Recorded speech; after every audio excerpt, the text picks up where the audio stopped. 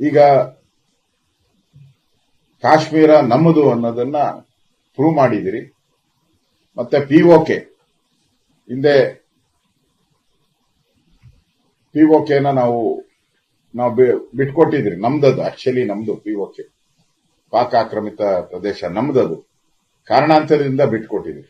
ಈಗ ನಮ್ಮ ಕೇಂದ್ರದ ನರೇಂದ್ರ ಮೋದಿ ಅವರು ಹೇಳಿದ್ದಾರೆ ಪಿಒಕೆ ಯಾವುದೇ ಕಾರಣಕ್ಕೂ ಪ್ರಶ್ನೆನೇ ಇಲ್ಲ, ನಾವು ಅದನ್ನ ವಾಪಸ್ ಪಡಿತೀರಿ ಅಂತ ಹೇಳಿ ಧೈರ್ಯವಾಗಿ ಹೇಳಿದ್ದಾರೆ, ವಾಪಸ್ ಪಡಿತೀರಿ. ಮತ್ತೆ ಸಿಂಧು ನದಿ ನೀರನ್ನು ಯಾವುದೇ ಮತ್ತೆ ಅದಕ್ಕೆ ಅಗ್ರಿಮೆಂಟ್ಗೆ ನಾವು ಹೋಗಲ್ಲ ಅನ್ನೋ ಮಾತನ್ನು ಕೂಡ ಹೇಳಿದ್ದಾರೆ. ಅಂದ್ರೆ ಇವೆಲ್ಲ ಕೂಡ ಈ ಒಂದು ದಾಳಿ ಆದ್ಮೇಲೆ ಪಾಕಿಸ್ತಾನಕ್ಕೆ ಬುದ್ಧಿ ಕಲಿಸೋದ್ರ ಜೊತೆಗೆ ಸಿಂಧು ನೀರಿನ ವಿಚಾರ ಇರ್ಬೋದು, ಪಿಒಕೆ ವಿಚಾರ ಇರ್ಬೋದು, ಇದರಿಂದ ಒಂದು ಸ್ಪಷ್ಟ ಮೆಸೇಜ್ ಅನ್ನ ಕೊಟ್ಟಿದ್ರಿ. ಮೊದಲು ಯಾವುದೇ ಒಂದು ಚರ್ಚೆಗೆ ಹೋದಾಗ ಇವ್ಯಾವುದು ಅಜೆಂಡಾ ಇರ್ತಾ ಇರಲ್ಲ ನಮ್ಗೆ. ಈಗ ಅಜೆಂಡಾ ಫಿಕ್ಸ್ ಆಗಿದೆ. ಮೊದಲ ಬಾರಿಗೆ ದೇಶದಲ್ಲಿ ಒಂದು ಅಜೆಂಡಾ ಫಿಕ್ಸ್ ಆಗಿದೆ. ಹಿಂದೆ ಹೋಗಿ ಮಾತುಕತೆಗೆ ಹೋದಾಗ ಈ ಅಜೆಂಡಾಗಳು ಇರ್ತಾ ಇರಲ್ಲ. ಯಾವುದು ಸಿಂಧು ನದಿ ನೀರಿನ ವಿಚಾರನೂ ಇರ್ತಾ ಇರಲ್ಲ, ಪಾಕ್ ಆಕ್ರಮಿತ ಕಾಶ್ಮೀರದ ವಿಚಾರನೂ ಇರ್ತಾ ಇರಲ್ಲ. ಅಜೆಂಡಾ ಇಲ್ಲದೆ ಹೋಗಿ ಚರ್ಚೆ ಮಾಡೋರು. ಈಗ ಅಜೆಂಡಾ ಫಿಕ್ಸ್ ಆಗುವಂತ ಒಂದು ಕೆಲಸವನ್ನ ನಮ್ಮ ಪ್ರೈಮ್ ಮಿನಿಸ್ಟರ್ ನರೇಂದ್ರ ಮೋದಿಯವರು ನಮ್ಮ ಸೈನಿಕರು ಮಾಡಿದ್ದಾರೆ. ನಾವು ಈ ಹಫೀಜ್ ಅಲ್ಲ ಅವನು ಸಯ್ಯದ್ ಹಫೀಜ್ ಅವನ ಇಡೀ ಕುಟುಂಬ ಸತ್ತೋಗಿದೆ. ಅಜರ್ ಮಸೂದ್ ಅವನ ಇಡೀ ಕುಟುಂಬ ಸತ್ತೋಗಿದೆ. ಅದಕ್ಕೆ ಸಾಕ್ಷಿನೂ ಯಾರು ಕೇಳಂಗಿಲ್ಲ, ಅವನೇ ಬಂದು ಅದರಲ್ಲಿ ಭಾಗವಹಿಸಿರುವಂತದ್ದನ್ನು ನೋಡಿದ್ದೀರಿ ನಾವು. ಅದರಿಂದ ಈ ಪಾಕಿಸ್ತಾನದಲ್ಲಿ ಏನು ಉಗ್ರ ತಾಣಗಳಿತ್ತು ಅದನ್ನ ಧ್ವಂಸ ಮಾಡುವಂತ ದೃಷ್ಟಿಯಿಂದನೂ ಕೂಡ ನಮ್ಮ ಸೈನಿಕರು ಪ್ರತ್ಯುತ್ತರವನ್ನ ಕೊಟ್ಟಿದ್ದಾರೆ. ಈಗ ಅಂಗಲಾಚಿ ಅವರ ಸೇನಾಧಿಕಾರಿನೇ ನಮ್ಮ ಸೇನಾಧಿಕಾರಿಗಳಿಗೆ ಫೋನ್ ಮಾಡಿ ಕದರ್ ವಿರಾಮದ ಬಗ್ಗೆ ಮೊದಲ ಪ್ರಸ್ತಾವನೆ ಕೊಟ್ಟವರು ಅವರು. ಅಂದ್ರೆ ಸೋತಿದ್ದಾರೆ ಅಂತ ಒಪ್ಕೊಂಡಂಗೆ ಆಯ್ತಲ್ಲ, ಅಲ್ಲಿಗೆ ಅವರೇ ಪ್ರಸ್ತಾವವನ್ನ ಕೊಟ್ಟಿರುವಂತದ್ದು.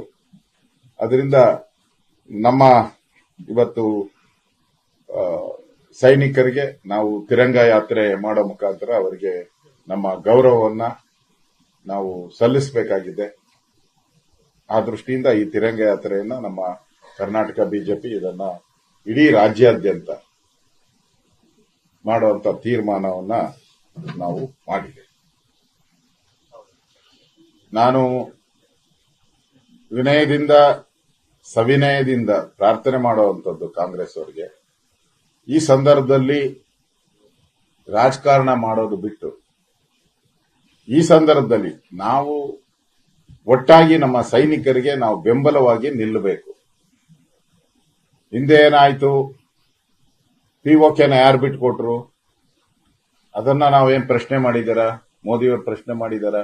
ಪಿಒಕೆ ಬಿಟ್ಕೊಟ್ಟಿದ್ ನಾವು ಪ್ರಶ್ನೆ ಮಾಡಿಲ್ಲ. ನಾವು ಸಿಂಧು ನದಿ ನೀರಿನ ಒಪ್ಪಂದ ನಾವೇನು ಪ್ರಶ್ನೆ ಮಾಡಿಲ್ಲ. ನಾವು ಹಿಂದೆ ಬಾಂಬೆಲ್ಲಾದಂತ ತಾಜ್ ಹೋಟೆಲ್ ದಾಳಿ ಆ ಸಂದರ್ಭದಲ್ಲೇ ನಾವು ಸರಿಯಾಗಿ ಪಾಠ ಕಲಿಸಿದ್ರೆ ಇವತ್ತಿನ ಈ ಸ್ಥಿತಿ ಬರ್ತಾ ಇಲ್ಲ. ಅದನ್ನು ನಾವು ಕೇಳ್ತಾ ಇಲ್ಲ. ಆಗಿ ಹೋಗಿದ್ದನ್ನ ನಾವು ಯಾವುದೂ ಕೇಳ್ತಾ ಇಲ್ಲ. ಅದರಿಂದ ಕಾಂಗ್ರೆಸ್ ಅವರು ಆಗಿ ಹೋಗಿರೋದನ್ನ ಯಾವುದನ್ನು ಹೇಳುವಂಥದ್ದು ಈ ಸಮಯದಲ್ಲಿ ಸೂಕ್ತ ಅಲ್ಲ. ಮುಂದೆ ಏನ್ ಮಾಡಬೇಕು ಅನ್ನೋದ್ರ ಬಗ್ಗೆ ಇಡೀ ದೇಶ ಒಟ್ಟಾಗಿ ಪಾಕಿಸ್ತಾನಕ್ಕೆ ಇನ್ನಷ್ಟು ಹೇಗೆ ಬುದ್ಧಿ ಕಲಿಸಬೇಕು ಅನ್ನೋದ್ರ ಬಗ್ಗೆ ನಾವು ಯೋಚನೆ ಮಾಡಬೇಕೇ ಹೊರತು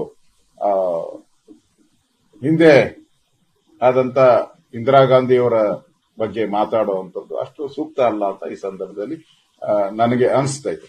ಯಾಕಂದ್ರೆ ತಮಗೂ ಗೊತ್ತಿದೆ, ಅವತ್ತು 90,000 ಸೈನಿಕರು ನಮ್ಮ ಶರಣಾಗತಿಯಲ್ಲಿದ್ರು. ಬಿಟ್ಟವರ 90 ಇನ್ನ 3 ಬಿಟ್ಟವ್ರನ್ನ ನಾವೇನ ಕೇಳಿದ್ರ ಯಾಕೆ ಬಿಟ್ರಿ ಅಂತ? ನಾವು ಕೇಳಿಲ್ಲ ಅದನ್ನ. ಸಿದ್ಧ ಇವಾಗ ಒಂದು ವಿಚಾರ, ನಾವು ಪಾಕಿಸ್ತಾನ ಮೇಲೆ ಅವತ್ತು ನಾವು ಗೆದ್ರಿ, ಬಾಂಗ್ಲಾದೇಶ ಒಂದು ಆಯ್ತು ಅಂತ ಹೇಳ, ಅವಾಗ ನಾವು ಪಿಒಕೆನ ಯಾಕೆ ಬಿಟ್ರಿ?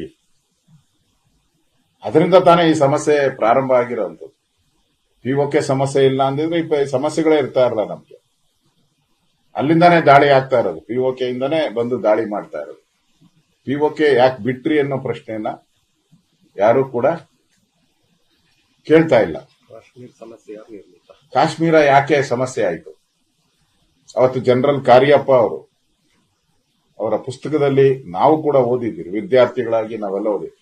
ನನಗೆ 1 ಗಂಟೆ ಸಮಯ ಕೊಡಿ ಅಂತ ಕೇಳಿದ್ರು. ಆ ಪೋಸ್ಟರ್ಗಳನ್ನ ಹಾಕ್ಲಿ ಇವರು. ಜನರಲ್ ಕಾರ್ಯಪ್ಪ ಅವರು ಅವತ್ತು ನಮ್ಮ ಚೀಫ್, ನಮ್ಮವರೇ, ಕರ್ನಾಟಕದವರೇ, ಕೊಡಗ್ನವರು, ಅವ್ರು ಕೇಳಿದ್ರು ಒಂದೇ 1 ಗಂಟೆ, 1 ದಿನ ನಾನು ಟೈಮ್ ಕೊಡಿ, ಎಂಟೈರ್ ಪಾಕಿಸ್ತಾನವನ್ನ ನಾನು ನಮ್ಮ ಕಬ್ಜೆಗೆ ತಗೊಂತೀನಿ ಅಂತ ಹೇಳಿ. ಕೊಡದೇ ಇದ್ದವ್ರು ಯಾರು? ಈ ಪ್ರಶ್ನೆನೂ ನಾನು ಕೇಳಲ್ಲ. ಇವತ್ತು ನಾನು ಏನೇನು ಕೇಳಿದೆ ಆ ಪ್ರಶ್ನೆಗಳು ಯಾವುದನ್ನು ನಾನು ಕಾಂಗ್ರೆಸ್ಗೆ ಕೇಳಲ್ಲ. ಸಮಯ ಅಲ್ಲ, ಇದು ಸಮಯ ಅಲ್ಲ. ಈ ಪೋಸ್ಟರ್ಗಳು ಹಾಕ್ಲಿ ಅಂತಾನೆ ದಯವಿಟ್ಟು ಈ ಪೋಸ್ಟ್ಗಳು ಹಾಕಿ ಅಂತಾನೂ ಹೇಳಲ್ಲ ನಾನು.